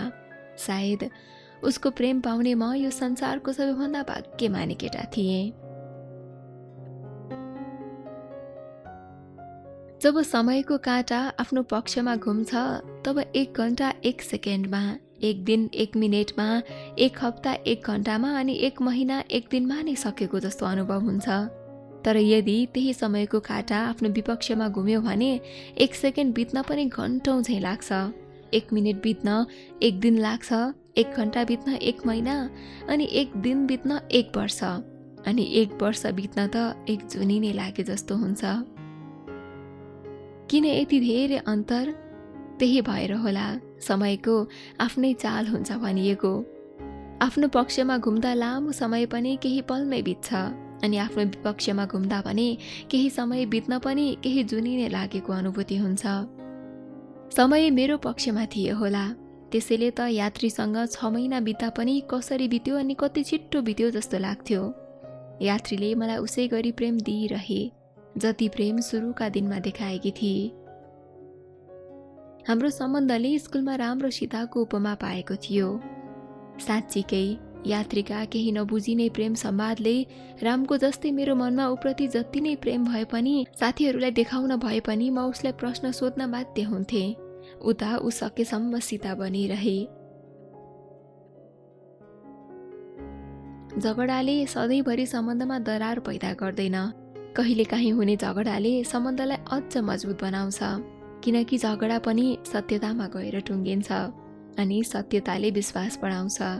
हो, हाम्रो सम्बन्ध त्यसैले त गाढा थियो होला नि, तर सधैँ कहाँ आफूले सोचे जस्तो हुँदो रहेछ र? हामीले नचाहँदा नचाहँदै समयले हामीलाई एकअर्काबाट बिस्तारै टाढा बनाउन थाल्छ। हाम्रो सम्बन्ध जोडिएको लगभग 6 महिना पुगेको थियो अनि उता एसई पनि बिस्तारै नजिकै आउँदै थियो। स्कुलले अब एसई दिने सबै विद्यार्थीलाई होस्टेल राखेर पढाउने भयो। होस्टेलको बसाइले हाम्रो सम्बन्धमा खासै असर त गरेको थिएन, तर स्कुल आउँदा कोठामा फर्कँदा पाउने उसको साथ टुटेको थियो। यात्री सधैँ भन्थे, प्रेमको कारण मेरो पढाइमा कुनै समस्या आउनु हुँदैन, त्यसैले एसई दिँदासम्म उसले मात्र माया मलाई गर्ने, म चाहिँ उसलाई माया गर्न अनि देखाउन नपाउने, यस्तो किसिमको शर्त राखेकी थिए। उसले मलाई माया गर्थे र त भन्थे सबै कुरा, अनि गाढा प्रेम थियो हाम्रो, र त अधिकार जमाउँथे। होस्टेलमा फोन राख्न नपाउने, लगभग यात्रीसँग बोल्न अनि भेट हुन हाफ टाइममा मिल्ने गर्थ्यो। आधा घण्टाभन्दा अरू केही बढी समय मिल्दैनथ्यो। बेला बेलामा आफ्नो घरमा केही मिठो पाक्दा मेरो लागि पनि लिएर आउँथ्यो। स्कुलबाट घर गएदेखि स्कुल आउँदासम्मका सबै कुरा सुनाउँथे। आधा घण्टाको समयमा सुनाउँथे ऊ मलाई कति बेला कति पटक अनि के गर्दा सम्झिएकी थिए भनेर। उसले प्रत्येकचोटि कुरा गर्दा आफूलाई सम्झेको अनि आफूप्रति देखाएको प्रेमले म यति खुसी थिएँ कि जति यो संसारमा आफूले खोजेको प्रेम पाउँदा कोही पनि आजसम्म खुसी हुन सकेका छैनन्। हो, उसको प्रेमले दिएको खुसी अनमोल थियो। समयले आफ्नो काँटा मेरो विपक्षमा घुमाउन सुरु गर्न थाल्छ। मेरी यात्री अचानक स्कुल आउन छाड्छे। यसरी पहिले कहिले पनि हराएको थिएन, एक पल पनि मसँग टाढिएकी थिएन। कहिलेकाहीँ स्कुल नआउने भए पनि पहिला नै भन्ने गर्थे, 1-2 दिन त केही भयो होला आइहाल्छे नि भनेर आफैलाई सम्हाले। तर 3-4 दिन बित्दै जाँदा पनि न ऊ आफै नै स्कुल आई न त कुनै सम्पर्क नै भयो जसले उसको बारेमा केही थाहा पाउन सकियोस्। त्यति धेरै माया गर्ने मान्छे यसरी एक्कासी केही पनि नभनी हराउँदा मेरो हालत भने पानी नभएको पोखरीमा लेदो माटोमा तडपिएको माछा जस्तै बनेको छ। अस्तित्व त जीवित छ, तर खुलेर बाँच्न सकेको छैन। मनमा विभिन्न शङ्का अनि उपशङ्काले डेरा बसाउँछन्। कतै केही त भएन उसलाई, कतै अप्ठ्यारोमा पो परे कि, कतै गएको भएर होला नआएको, फोन बिग्रिएर होला स्कुल आउन नपाएको भन्ने भन्न पनि पाइन। मन कुनै हालतमा उसको बारेमा राम्रो सोच्न सक्दैन। कतै ऊ अप्ठ्यारोमा फसेकी छ कि, अनि मैले फोन गर्छु भन्ने प्रतीक्षा त गरेर बसेको छैन। 1 हप्ता बित्दा पनि यात्री स्कुल नआएपछि क्यान्टिनको दिदीको फोन मागेर कल गर्छु। फोनमा एन्सेलको केटी मात्र बोल्छे। तपाईले डायल गर्नुभएको नम्बर उपलब्ध हुन सकेन। मन अझै डराउन थाल्यो, कतै केही त भएन उसलाई। प्रत्येक दिन फोन मागेर फोन गर्न प्रयास गर्छु। जवाफ स्वरूप आउने उत्तर उही थियो, फोन स्विच अफ गरिएको छ। समयले पुनः अर्को हप्ता पनि काट्छ। मेरो हालत देखेर साथीहरू कति पटक सम्झाउन खोज्थे। मबाट टाढा यात्री मात्र भएकी थिएन, उसँगै टाढा भएका थिए मेरा खुसी, मेरा निन्द्रा, मेरो भोक प्यास, मेरो पढाइ, सबै कुरा उसँगै टाढा बन्दै जान्छ। कयौं रातको निन्द्रा उसकै सम्झनासँगै आँसुमा परिणत भएर बितेका थिए। भोक, तिर्खा, निन्द्रा सबै हराएर होला म बिस्तारै दुब्लाउँदै गएको थिएँ अनि बन्दै गएको थिएँ यात्री नामको बिरामी, जसको उपचार ऊ मात्र थिए। राम र सीताको सम्बन्ध रावणको कारणले बिछोडिनु परेको थियो। हाम्रो जोडीले पनि त राम सीताको उपनाम पाएको थियो, अनि आज बिछडिएका हामी पनि त थियौं। तर हामी बीच को रावण भनेर आएर उसलाई मबाट टाढा लग्यो, न मैले थाहा पाएँ न त उसलाई कसैले आफ्नो कब्जामा पारेर लग्यो भनेर उसले नै भने। एसई परीक्षा आउन अब 1 महिना मात्र बाँकी थियो। यता मेरो हालत दिन प्रतिदिन बिग्रँदै गएको थियो। साथीहरू केही दिनको लागि होस्टेल छाडेर घर जान सल्लाह दिन्छन्। बिरामी भएको भनेपछि होस्टेलले पनि केही दिनको लागि घर जान अनुमति दिन्छ। घर जान्छु भन्नु त बहाना मात्र थियो। खासमा मलाई जानु थियो केही समयदेखि हराएकी मेरी प्यारी यात्रीलाई खोज्न। स्कुलबाट घर नगई म सोझै यात्री बस्ने घरमा पुग्छु। मुटु टुक्रियो, श्वासको गति बढ्यो, रक्तकेशिकाहरू छचल्किएर बाहिर आउन नसा नसामा दौडिन थाले। आफ्नो शरीर आफ्नै खुट्टालाई भारी लाग्न थाल्यो। कारण थियो यात्री अनि उसको दाइले सधैँका लागि यो सहर नै छाडेर गएको थाहा पाए। आखिर के त्यस्तो बाध्यता परेको थियो उसलाई, जसले गर्दा मलाई एक शब्द केही नभनी एक्लै टाढा हुने उसले यति ठुलो निर्णय लिएर गएकी थिए। प्रेम गर्दा पनि यसरी प्रेम देखाएकी थिए कि म केही बुझ्न सकेको थिइनँ। तर आज बिछोड पनि यसरी भएर गयो कि मलाई कुनै कारणसम्म थाहा थिएन। घर जान्छु भनेर हिँडेको मान्छे दो बाटोमा यसरी पछारिएको थिएँ कि जहाँबाट उठेर हिँड्न कुनै सामर्थ्य थिएन। आफ्नो यस्तो हालत लिएर घर जान सक्दिन थिएँ, त्यसैले पुनः होस्टेल फर्किन्छु। साथीहरू सक्दो सम्झाउँथे। लक्ष्मणले सीतालाई जस्तै भाउजू मानेर सम्मान गर्ने मेरा साथी मलाई सम्झाउन भए पनि उसको लागि नराम्रा शब्द प्रयोग गर्दै थिए। गल्ती उसको थियो या मेरो, खै कसको थियो, तर हार मेरो भएको थियो। म टुटेको थिएँ। प्रेम सधैँ सत्य हुन्छ भनेर प्रेमको पूजा गर्ने पुजारी थिएँ म। त्यही प्रेमको पुजारीलाई प्रेम नामक भगवानले खै कुन गल्तीको श्राप स्वरूप यति कठिन दण्ड दिएका थिए मलाई नै थाहा थिएन। मलाई सम्हालिनु थियो, आफ्नो लागि नभए पनि मेरो बाबा आमाको लागि, मेरो परिवारको लागि। अनि सम्हालिनु थियो मेरो भलो चिताउने मान्छेको लागि। तर काटेको घाउमा समयले किन बारम्बार नुनचुक छर्दै थियो? समयले भनेर सबै दोष समयलाई पनि नदिउँ। समय त आफ्नै गतिमा चलेको थियो। नुनचुक छर्कने काम त गरेकी थिए यात्रीले। 5 हप्तादेखि हराएकी मेरी यात्री अचानक क्यान्टिनमा देखा पर्छे। क्यान्टिनमा उधारो खाएको तिर्ने बहानामा आएकी रहेछ ऊ। तर मलाई नभेटी जान खोज्दै गर्दा साथीले देखेर मलाई बोलाउँछ। ऊ यति धेरै समय केही नभनी टाढा हुँदा पनि जब म उसको नजिक पुग्छु तब थाहा पाउँछु म कति गलेछु उसको प्रेममा। खै किन हो, अझै पनि आशा मरेको थिएन उसलाई पाउने। उसलाई देख्दा हर्षको आँसु चुहाउन भ्याइसकेछन् आँखाहरूले। तर ऊ भने बिना प्रतिक्रिया उभिरहेकी थिए। मसँग उसलाई सोध्न धेरै प्रश्न थिए, तर ऊ हरेक प्रश्नको एउटा सजिलो जवाफ मौनता लिएर उभिरहेकी थिए। म प्रश्न गर्छु, यात्री कहाँ हराएकी थियौ तिमी? सन्चै त छौ नि? किन केही नभनी टाढा भएको? ऊ मौन भएर बसिरहे। किन? के भयो र यात्री? किन केही नबोली बसेको? केही गल्ती गरेर मैले? आखिर किन मलाई यसरी बीच बाटोमा छोडेर गयो? ऊ अझै पनि मौन नै बसिरहे। यात्री, म मन परेन हो तिमीलाई? कि त केही भयो हो तिमीलाई? भन न, म सबै ठिक गर्न तयार छु। केही त बोल न यात्री। म प्रश्नहरूको बर्सात गरिरहेको थिएँ। मेरो सबै प्रश्नहरूलाई एकैपटक समेट्दै ऊ बोल्छे। तिमी के भगवान हो र सबै कुरा ठिक पार्न सक्ने? उसको यस्तो प्रतिक्रियाले म अचम्ममा पर्छु। के भनेको यात्री? के भयो भन न पहिले? उसले जवाफ दिन्छे, मलाई भुलिदेऊ समर, अनि आजदेखि मलाई कहिले पनि फोन नगर, अनि मेरो बारेमा जान्ने कोसिस पनि नगर। सधैँ मलाई प्यारो मान्छे भन्ने यात्रीले पहिलो पटक मेरो नामले सम्बोधन गर्दै थिए। म बुझ्न सक्दिनँ, तर अब यो लगभग पक्का थियो कि म उसको मनबाट धेरै टाढा भइसकेको थिएँ। मसँग उसलाई सोध्न अब के नै बाँकी रह्यो र? त्यही पनि एउटा अन्तिम प्रश्न सोध्छु। यात्री, मबाट टाढा जान्छौ भने जाऊ, म रोक्दिनँ तिमीलाई। तर बिन्ती छ, जाने बेलामा मेरो गल्ती त बताएर जाऊ। ऊ बोल्छे, सबै कुरा समयले बताउने छ समर। उसको आँखामा पनि आँसुले केही हिस्सा जमाउँछ। म सक्दिनँ अझै पनि उसलाई अनि उसको कुरालाई बुझ्न। सारिका, तिमी मलाई प्रेम गर्छौ नि होइन? उसले जवाफ स्वरूप भन्छे, कोही छ।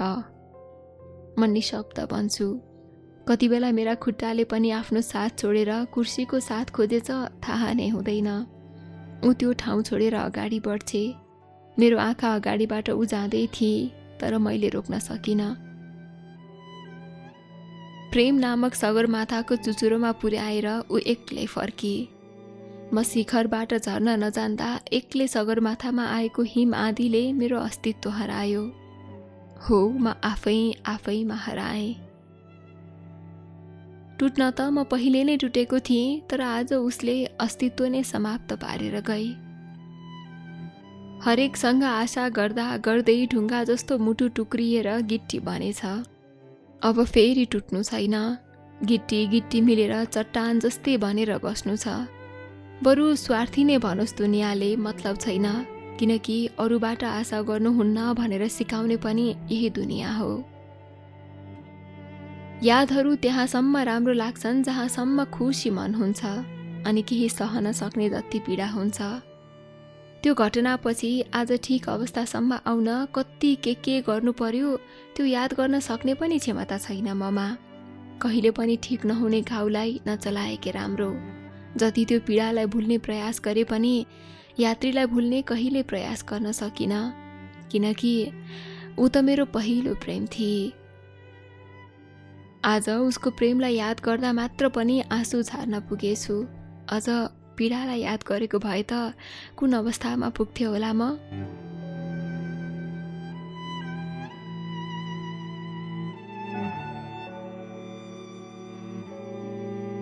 फोन हेरेको समयले साँझको 8 बजिसकेको रहेछ। फोनमा फेसबुक खुल्ला नै थियो। मेसेन्जरतिर आँखा लैजान्छु। सारिका नामको छेउमा हरियो बत्ती बलेको देखायो। मुटुको ढुकढुकी बढ्न थाल्यो। मेसेज गर्न मन लाग्छ। हाई। केही सेकेन्डमा नै मेसेज सिन हुन्छ। हेलो, उताबाट जवाफ आउँछ। सन्चै छौ यात्री? यताबाट म सोध्छु। म यात्री होइन, सारिकाको दाजु हो। उताबाट आएको जवाफले म अचम्ममा पर्छु र सोध्छु, दाजु, सारिका कहाँ छ र? उताबाट मेसेज आउँछ, भाइ तिम्रो नम्बर देऊ न, धेरै कुरा गर्नु छ सारिकाको बारेमा। तिमीले तिम्रो सबै जवाफ पाउनेछौ। म आफ्नो फोन नम्बर दिन्छु। फोन आउँछ, म एकै घन्टीमा उठाउँछु। भाइ, उताबाट दाइ बोल्नुहुन्छ। हजुर, भन्नु न दाइ। तिमी कतिको फ्री छौ? एक अन्तिम पटक सारिकालाई भेट्न आउन सक्छौ? दाइको आवाज गरुङ्गो लाग्दै थियो। कुनै ठुलो अनर्थ नै भएको जस्तो। म आत्तिँदै सोध्छु, किन र दाइ? के भयो दाइ यात्रीलाई? भाइ, सारिकालाई माफ गरिदेऊ है। त्यति धेरै माया गर्ने मान्छेलाई अचानक धोका दिएर सधैँका लागि टाढा भएकोमा। दाइको कुरा सुन्दा म केही बुझ्न सक्दिनँ उहाँले के भन्न खोज्दै हुनुहुन्थ्यो। उहाँको आवाजमा एक किसिमको रोदन मिसिएको थियो। म झन आत्तिन्छु अनि सोध्छु, दाइ भन्नु न छिटो, यात्रीलाई के भयो?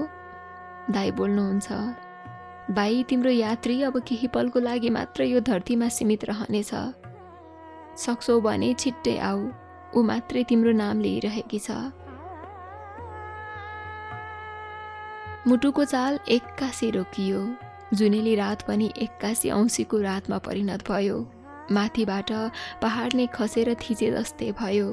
दाइ बोल्दै जानुहुन्छ, जुन सारिकाले तिमीलाई एक्कासी केही नभनी तिमीबाट टाढा भई भन्ने तिमी ठान्छौ नि, त्यो सारिकालाई तिमीसँग बोल्नुभन्दा पहिला नै थाहा थियो कि ऊ यो संसारको केही दिनको मात्र पाहुना हो भनेर। भाइ, डाक्टरले उहिले नै उसको मुटु कमजोर छ अनि बचाउन सकिँदैन भनेका थिए। खै, तिम्रो प्रेममा के जादु थियो, ऊ बिस्तारै ठिक हुँदै थिए। 1 महिना सारिका हराई सोच्यौ नि? त्यो बेला ठिक हुँदै भएपछि एकपटक फेरि मुटुको अवस्था बुझ्न जाँदाखेरि डाक्टर आफै पनि अचम्ममा परेका थिए। तर डाक्टरले त्यो बेलामा नै भनेका थिए, सानो घटनाले पनि उसको ज्यान तलमाथि हुन सक्छ। त्यो दिनमा नै सारिकाले तिमीबाट आफूलाई टाढा लैजाने निर्णय गर्छे, किनकि त्यति धेरै प्रेम गर्ने तिम्रो अगाडि ऊ आफू मर्न नसक्ने भनेपछि गाउँ आयौँ हामी। तिम्रो तस्बिर हेर्नको लागि मात्रै भनेर फेसबुक खोलेकी थिए उसले, तर आज उसको प्राण जान सकेको छैन।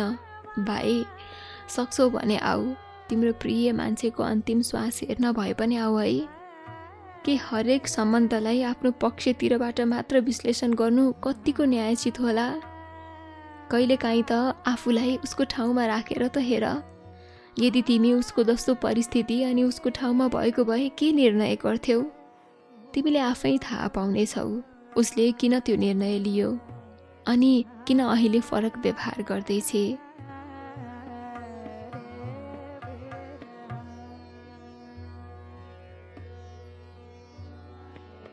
म आफू कुन अवस्थामा पुगेको थिएँ त्यो भन्न त शब्द नै कम पर्छ सायद, तर मलाई पुग्नु थियो मेरो प्यारे यात्री भएको ठाउँमा जसरी भए पनि। मलाई सम्हालिएर पुग्नु थियो उसको गाउँमा, उसलाई अन्तिम श्वाससम्म भए पनि भेट्टाउने आशामा। दिउँसो नास्ता नखाएको भए पनि भोक थिएन, भनौँ न भोक नै हरायो। हतार हतार बस पार्क पुग्छु, घडीले रातको 10 बजाइसकेको थियो। आफूले भन्न साथ के पाइन्थ्यो र बस पनि।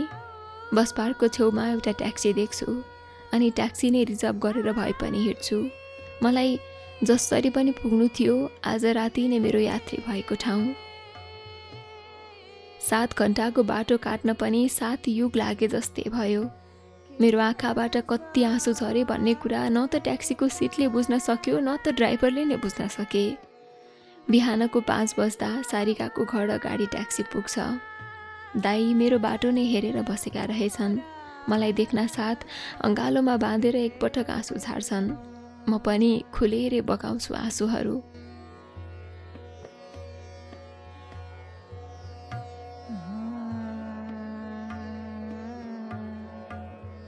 यात्रीलाई तुलसीको मोठ अगाडि लगेर राखेका रहेछन्। उसको बोली हिजो रातिबाट नै बन्द भएको रहेछ। आँखाहरूले मात्र अलिअलि हेर्दै थिए। अन्तिम श्वास बाँकी थियो।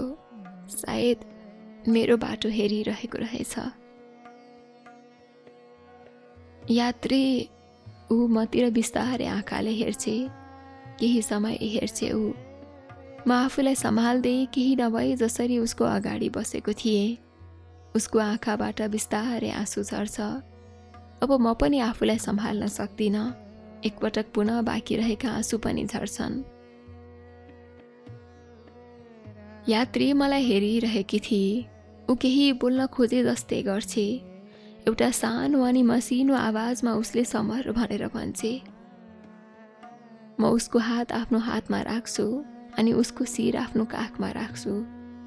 उसको आँखा मेरो आँखामा अडिएको थियो। म उसको हात समाएर बस्छु। लगभग आधा घण्टा भएको थियो। यात्रीका हात मेरो हातबाट बिस्तारै छुट्टिएर भुइँमा झर्छ। आँखाहरू मलाई नै हेरिरहेका थिए, तर उसको श्वासले यो धरती छोड्छ। धैर्य छोड्यो मेरो मनमा रोकेर राखेको आँसुले अनि संसार छाड्यो मेरो समर यात्री नामक पहिलो प्रेमले।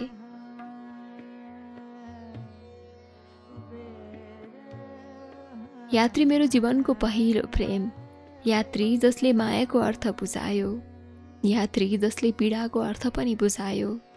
अर्थ बुझायो उसले भनेका प्रत्येक शब्दको। म उसको जीवनभरको यात्रा अनि ऊ मेरो केही समयको यात्री। अनि हाम्रो प्यारो प्रेमको नाम समर यात्री। सम्बन्ध त चस्मासँगको जस्तै बनाउन मन थियो। टाढा भयो कि शरीर अङ्ग नै काटे जसरी अभाव खड्कियोस् अनि नजिक पनि चस्मा जस्तै होस्। हो, तिमी नभए पनि तिमी मेरो नजिक छौ, मेरो मनभित्र, मेरो प्यारी मान्छे। तिमीले भने जस्तै म तिम्रो जीवनभरिको यात्रा अनि तिमी नै मेरो जीवनभरिको यात्री।